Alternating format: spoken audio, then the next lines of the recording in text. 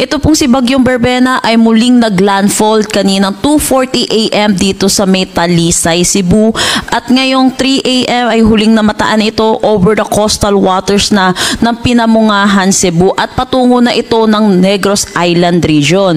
Nananatili pa rin naman siya sa tropical depression category at may taglay na lakas na hangin na 55 kilometers per hour malapit sa sentro at pagbugso na umaabot ng 90 kilometers per hour. Ito'y mabilis na kumikilos sa direksyon na northwest. Kung makikita din natin sa ating satellite imagery, meron din tayong other weather system na nakakaapekto dito sa ating bansa. Ito po ang shear line na nakakaapekto sa eastern section ng Luzon. Ito po yung nagpapaulan dito sa Metro Manila at yung mga karatig lugar po natin at hindi po direktang epekto ng bagyo ang nararanasan po natin dito sa may Metro Manila. Yung northeast monsoon naman po natin ay umiiral dito sa malaking bahagi ng northern Luzon at nagdadala po ito ng mga pag-ulan din lalo na dito sa may Pangasinan.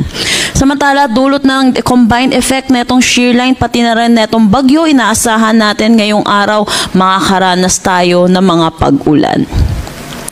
Para naman sa track na itong si Bagyong Berbena, yun po, pangatlong landfall po niya dito sa may Talisay, Cebu at inaasahan din natin magla-landfall po muli ito dito sa may Negros Island region bilang isang ganap na tropical depression category. Kung makikita din natin sa ating forecast track, ito'y tatawid ng Visayas bilang isang ganap na tropical depression kaya ang pinakamataas po natin tropical cyclone wind signal ay number 1. Inaasahan din natin mag-i-intensify ito into a tropical storm category prior to landfall or close approach dito sa may northern Luzon at ito'y mananatili isang ganap na tropical storm habang palabas po ng ating Philippine Area of Responsibility at paglabas doon po muli siya mag-i-intensify into a severe tropical storm category.